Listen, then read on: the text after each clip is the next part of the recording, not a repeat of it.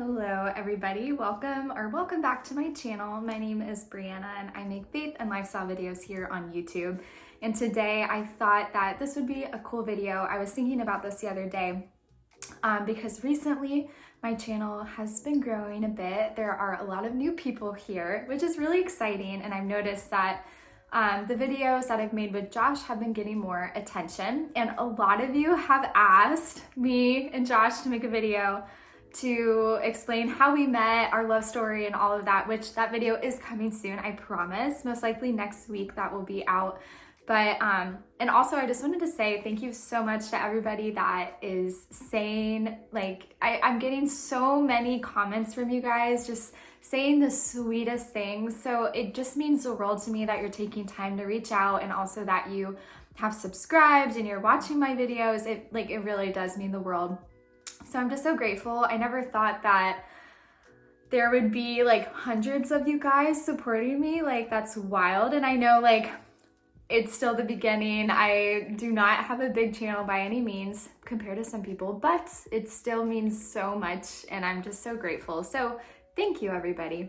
But I say all that because I was thinking the other day about how kind of like the background of how Josh and I met. So most of you at this point probably know I met my fiance in Uganda, but a lot of you have asked like how I got to Uganda in the first place and why Uganda and like the whole backstory. So I thought it would be cool to kind of share that with you all today because it's totally a testimony within itself, and God completely, like, just the way God led me to Uganda and like the steps it took to get to that point. It was just really cool. So I thought I would share that story with you all today. And this is kind of like the background to the story of how we met and everything. So feel free when that video comes out to watch that as well. But without further ado, let's get started. So this all started back in the summer of 2017. So I just finished my first year at college. I went to New York for school, so I ended up coming back home in Ohio, which is where I grew up and live currently, for my summer break. And over the break, I went to church one Sunday, and our church was hosting this children's choir, and this children's choir was from Uganda. So long story short, they are from this church and this ministry. Like I said, in Uganda, it's called Watoto Ministry or Watoto Church. And the best way I can describe Watoto and Watoto Church is think like Hillsong. Hillsong, there's like a lot of different locations, but like there's like one central church in Australia, and then they have different locations around the world. So that's kind of like how Watoto is, but mostly in Uganda, and then they have one location in South Sudan. But it's a huge church. About 30,000 people go to Watoto churches every weekend for services.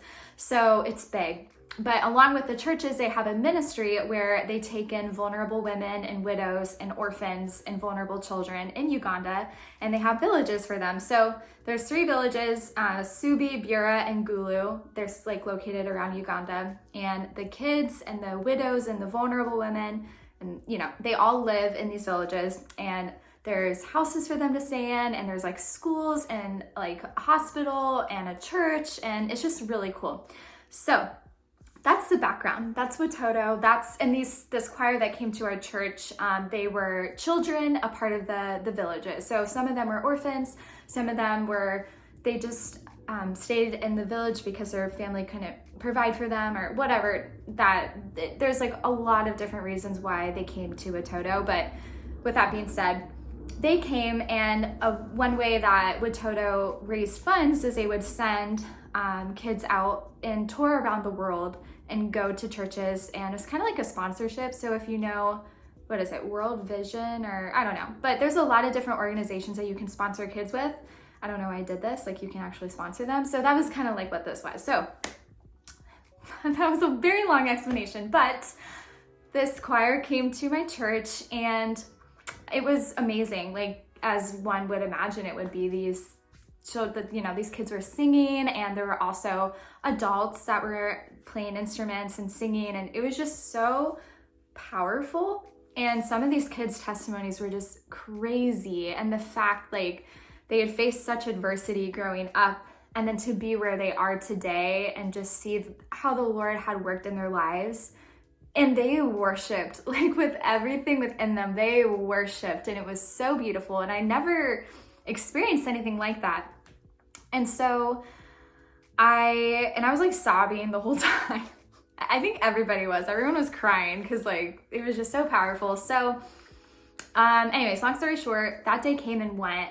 And then months later, I was still thinking about this choir, like literally every day. And it was so strange because I'm like, why do I keep thinking about them? And then I would randomly like listen to their music because they have albums, and I'd look up Watoto, and I was just so like, my mind was just there, and I'm like, why do I keep thinking about them? And I thought I was crazy.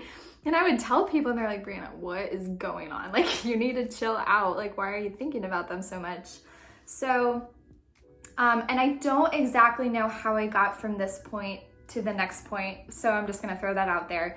But something within me, I guess the Holy Spirit, like I don't remember exactly what point I decided to do this, but I decided to look up their website to see if I could go and volunteer. And another backstory to this, so at the time I was going to school to be a music teacher, and also when I was really young, around like 10 years old, I felt like the Lord had given me visions about going to overseas, and particularly Africa. And I know that is a little bit weird because there's a stereotypical like a missionary going to Africa, saving vulnerable children, blah, blah, blah. That's a whole nother thing that I'm not gonna get into, but there is that stereotype and that stigma. But genuinely speaking, like in my heart, I knew as a child that I was gonna go to Africa to teach music, and I don't know where that came from. The only thing I can explain it is that God gave me visions, and I knew it. Like I knew for years that I was gonna go to Uganda, I did go to Uganda, but I knew specifically Africa, that I would go to Africa and teach music. I can't even explain why or what that, like that was just it. It was God. There's no other explanation for it. Now I'm talking so fast, I'm sorry. So because I like had this connection, I'm like, okay, there's this choir from Africa, they do music. What if like I'm supposed to go there and teach music? Like that idea came to my mind. And so I go onto Watoto's website, and I see that you can volunteer. And then I actually ended up talking with one of my friends from school who had spent time overseas in Northern Africa volunteering and doing ministry. And I like just told her about it. I'm like, I don't know if this is like what God is leading me to do, but I just can't stop thinking about this. And she really encouraged me. She's like, just go for it. So, sorry. I went on the website, I clicked on volunteer, and there was a interest form. So basically like not an application, but a form that says, hey, I'm interested in this, like, here you go. And so I filled it out.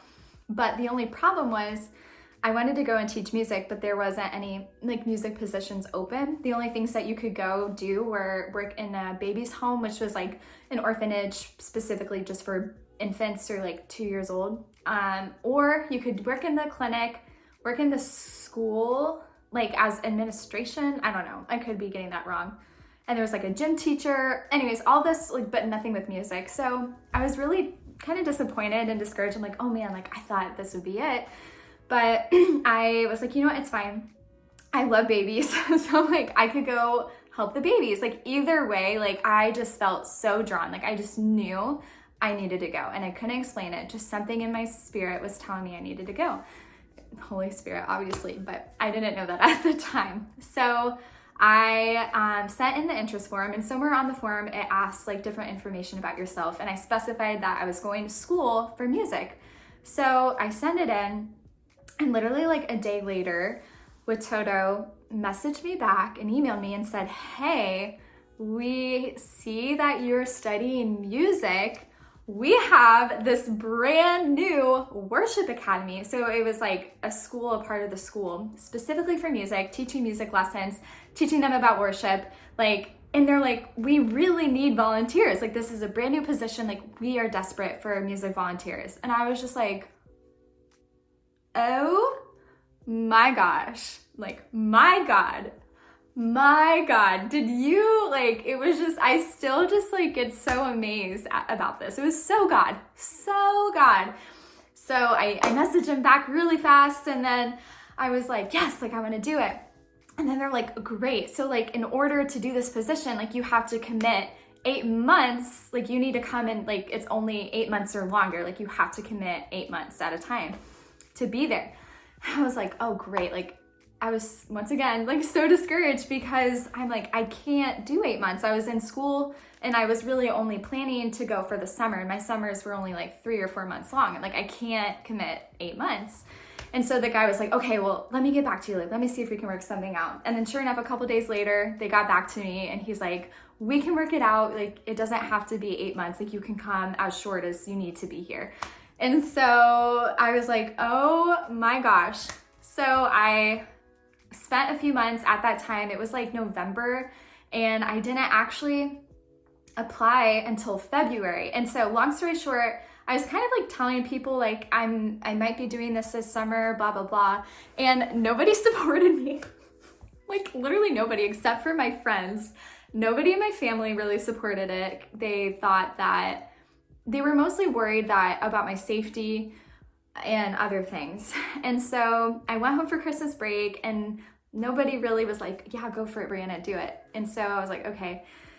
And I ended up going on a mission trip in February. I went to Mexico, and the whole time I just felt so led to Uganda once again. And everybody, like, and this is the importance of surrounding yourself with community and with believers that are going to uplift you and recognize like anointing over your life. Like I don't think I said that very well, but that whole trip I was just surrounded by people that were like recognizing my calling, pointing out different gifts and abilities in me, and just truly speaking so much life into me that it encouraged me so much that I decided, I'm like, you know what, I'm gonna go for this. And so I applied to go to Uganda.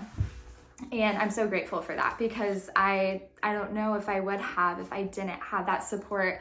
And I didn't even really tell anybody about it on the trip I went with. They just were speaking in so much life into me, and they're like, Brianna, I recognize this in you. Like, you are gonna go and do this. And like, it was so good. So that's a side thing. But I essentially applied, sent in my application. It was a long process, actually. Like, there's a lot of documents that needed sent in, but by the end of the week, I got it done.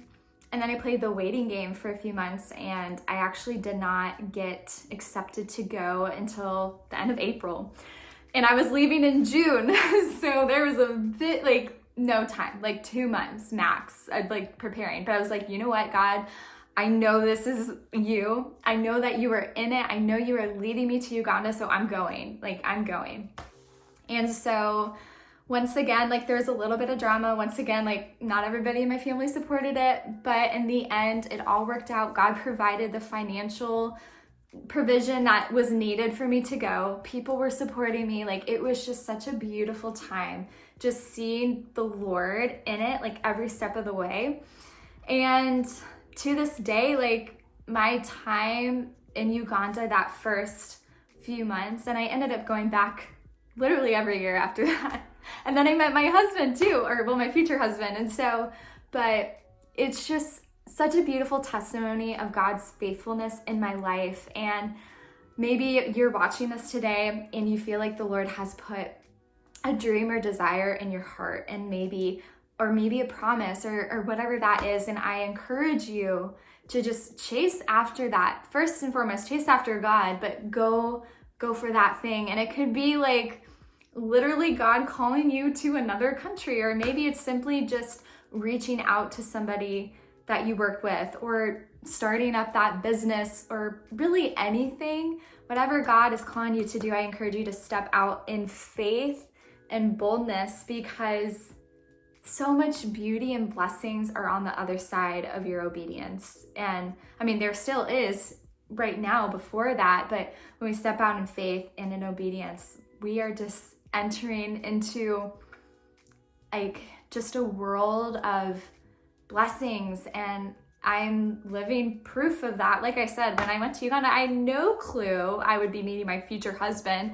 And also that time was just so sweet with the Lord. Like, it was the most transformative time in my faith journey. I came to know God in such an intimate way that I had never known. And I wonder, like, sometimes, like, I would not be where I am today if I hadn't gone.